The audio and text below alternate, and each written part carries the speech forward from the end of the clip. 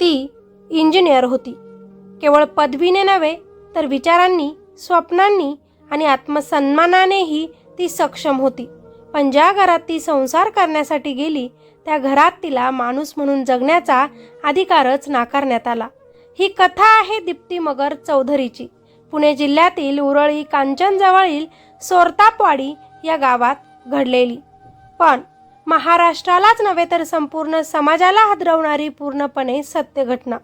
दीप्तीचा जन्म एका सामान्य कष्टकरी कुटुंबात झाला. आई आणि वडील ज्यांनी आयुष्यभर मेहनत करून संसार उभा केला, त्यांनी आपल्या लेकीला कधीही काहीच कमी पडू दिलं नाही. आपली मुलगी शिकली पाहिजे, स्वतःच्या पायावर उभी राहिली पाहिजे, हा त्यांचा ठाम विचार होता. त्यामुळे दीप्तीचं बालपण हे अभ्यास, शिस्त आणि स्वप्नांमध्ये गेलं. ती हुशार होती, संवेदनशील होती आणि स्वतःचं वेगळं अस्तित्व निर्माण करायचं स्वप्न पाहणारी एक मुलगी होती. इंजिनियर होईपर्यंतचा तिचा प्रवास खूप सोपा नव्हता, पण ती कधीही मागे हटली नाही. तिचं शिक्षण पूर्ण झाल्यावर तिच्या लग्नाचा विषय पुढे आला. योग्य मुलगा, सुसंस्कृत कुटुंब, स्थिर आयुष्य ही सगळी स्वप्न पाहत आईवडिलांनी दीप्तीचं लग्न रोहन चौधरी याच्याशी ठरवलं. 23 नोव्हेंबर 2019 रोजी थेऊर येथे मोठ्या थाटामाटात त्यांचा विवाह पार पडला. लग्नात कोणतीही कमतरता राहू नये म्हणून दीप्तीच्या आईवडिलांनी आपल्या क्षमतेपेक्षा जास्त केलं. सुमारे 50 तोळे सोनं, चांदी, संसारोपयोगी वस्तू, मानपान सगळं काही दिलं, फक्त या हेतूने की लेकीचं घर सुखात राहो, ती नेहमी आनंदी राहो, हीच त्यांची एकमेव इच्छा होती. लग्नानंतर सुरुवातीचे काही दिवस सगळं ठीक असल्याचं भासत होतं, पण हा भास फार काळ टिकला नाही. लग्नाच्या अवघ्या महिन्याभरात दीप्तीच्या आयुष्यातील खरा संघर्ष सुरू झाला.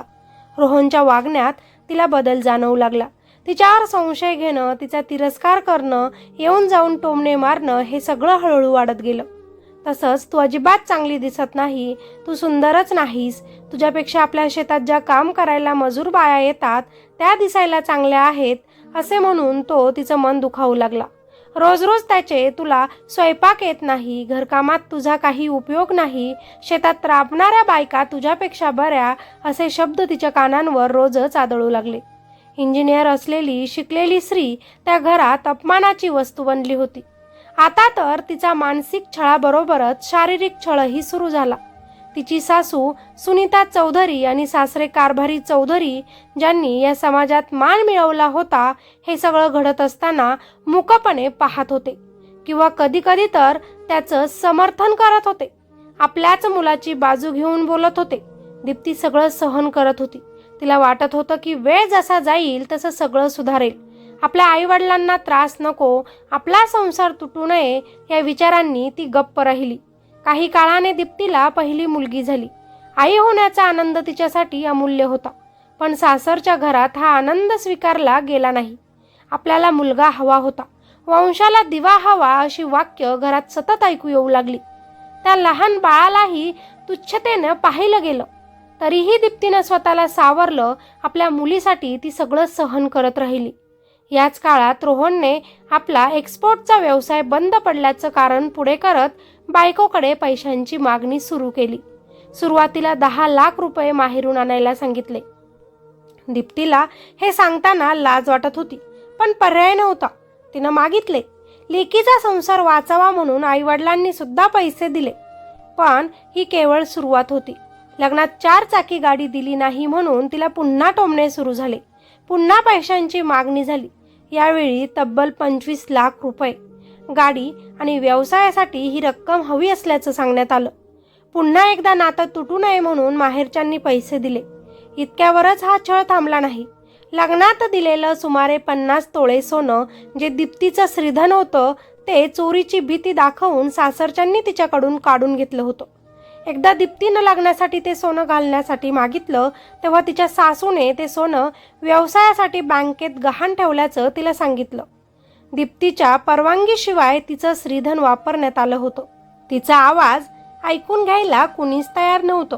जेव्हा कधी माहेरी तिनं या गोष्टी सांगितल्या, तेव्हा माहेरच्यांनी तिचा संसार वाचावा म्हणून तिलाच समजून सांगत परत सासरी पाठवलं आणि सासरच्या लोकांच्या मागण्या पूर्ण करत राहिले, फक्त मुलीला त्रास देऊ नये म्हणून. पण नोव्हेंबर 2025 हा दीप्तीच्या आयुष्यातील सगळ्यात भयान काळ ठरला. ती 4-5 महिन्यांची गर्भवती होती, पण सासरच्यांना पुन्हा एकदा वंशाला दिवा हवाच होता. तिला जबरदस्तीनं गर्भलिंग निदान चाचणी करण्यास भाग पाडण्यात आलं. तपासणीत पोटातील बाळ मुलगी असल्याचं समजताच दीप्तीचा विरोध झुगारून तिचा जबरदस्तीनं गर्भपात करण्यात आला. तिच्या शरीरावरच नव्हे तर आत्म्यावरही घाव घातला गेला. या घटनेनंतर दीप्ती पूर्णपणे खचली. तिचं मानसिक संतुलन ढासळलं, पण तिला आधार देणारं कुणीच नव्हतं. ऑक्टोबर 2025 मध्ये सासू सुनीता चौधरी सरपंच झाल्या. सत्ता आली, प्रतिष्ठा वाढली, पण त्याचबरोबर अहंकारही वाढला. निवडणुकीसाठी, राजकीय मिरवणुकींसाठी पुन्हा पैशांची मागणी झाली. यावेळी नकार दिल्यावर दीप्तीला मारहाण करण्यात आली. पती, सासू, सासरे आणि दीर यांनी मिळून तिच्यावर हात उचलला. एवढंच नाही तर माहेरच्या रो हाऊस स्कीममध्ये हिस्सा मागण्यासाठीही तिच्यावर दबाव टाकण्यात आला. दररोज अपमान, दररोज भीती, दररोज वेदना हेच दीप्तीचं आयुष्य बनलं होतं.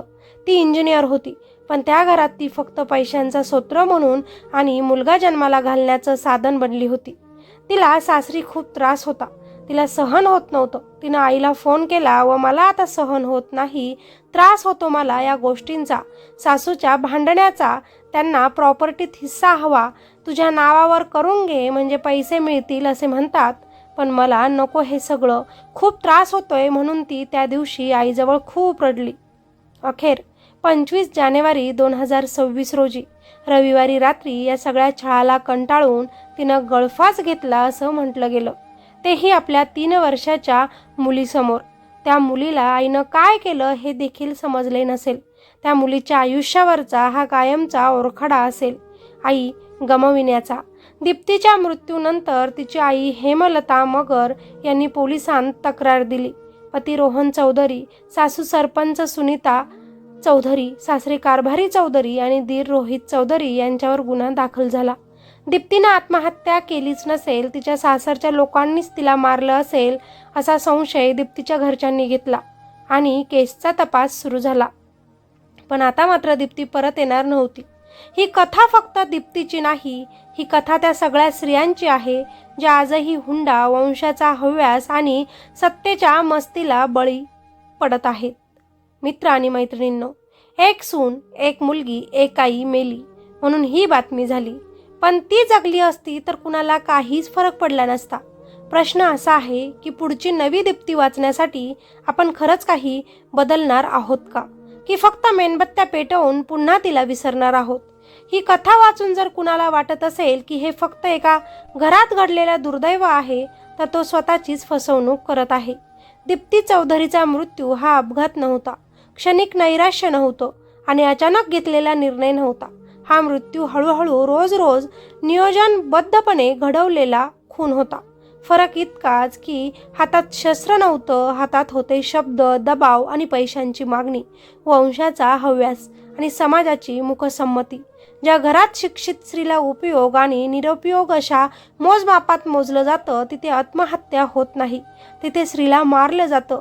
ज्या समाजात सरपंच पद, शिक्षकाची ओळख आणि प्रतिष्ठा या गोष्टी माणुसकीपेक्षा मोठ्या ठरतात, तिथे न्याय अंध असतो. दीप्ती इंजिनियर होती, हुशार आणि सक्षम होती, एक आई होती, पण तरीही ती सुरक्षित नव्हती. मग प्रश्न उरतो, सामान्य स्त्री किती सुरक्षित आहे? हुंडा अजूनही जिवंत आहे, फक्त त्याचं नाव बदललं आहे. कधी व्यवसायासाठी मदत, कधी गाडी, कधी प्रतिष्ठा, तर कधी राजकारण. गर्भलिंग निधनावर कायदे आहेत, पण वंशाचा हव्यास अजूनही मोकाट आहे. मुलगी जन्माला आली म्हणून ज्या घरात तोंड वाकडं केलं जातं, तिथे संविधान पोहोचलेलं नाही. सगळ्यात भयंकर गोष्ट म्हणजे आपण सगळे हे पाहतो, वाचतो, हळहळ व्यक्त करतो आणि पुढच्या बातमीपर्यंत ते सगळं काही विसरतो. मेणबत्त्या विझतात, पोस्ट मागे पडतात आणि पुढची दीप्ती पुन्हा एकटी पडते या भयान अंधारात. आज जर आपण फक्त दोषींना शिक्षा झाली पाहिजे एवढ्यावरच थांबलो, तर उद्या आणखी एक मुलगी दोरी शोधत असेल. हो, बदल हवा तो घराघरात, मुलगा की मुलगी या प्रश्नात नाही, तर माणूस म्हणून जगण्याच्या अधिकारात. ही आत्महत्या नव्हे, हा समाजाने केलेला खून आहे. बाकी या घटनेत सासरचेही दोषी आहेतच, पण एक कठोर सत्य आपण स्वीकारायलाच हवं. हुंडा देणं हे प्रेम नाही, ती सुरुवात असते शोषणाची. मुलीच्या लग्नाआधी आईवडील तिचं सोनं, पैसे, गाडी, प्रतिष्ठा मोजतात, पण सासरच्यांची मानसिकता का मोजत नाहीत? संसार टिकावा म्हणून पहिल्यांदा पैसे दिले जातात, दुसऱ्यांदा गाडी, तिसऱ्यांदा प्रतिष्ठा आणि शेवटी आपलीच मुलगी संपते. आईवडिलांनी हे समजून घ्यायला हवं की हुंडा देऊन मुलींचा संसार वाचत नाही, तर सासरच्यांची हिंमत वाढते. तुम्ही तुमच्या मुलीचा आनंद बघा, तिचा आत्मसन्मान बघा, तिचं मन शांत आहे का ते बघा. मागणी आली तर आधीच थांबा, दबाव आला तर त्याला नकार द्या. कारण आज पैसे दिले तर उद्या तुमची मुलगी या सगळ्यांची किंमत मोजेल आणि ती किंमत कधीकधी तिचं आयुष्यच असतं हो. हुंडा न देणं हे मुलीविरोधात नाही, ते मुलीच्या आयुष्याच्या बाजूने उभं राहणं आहे.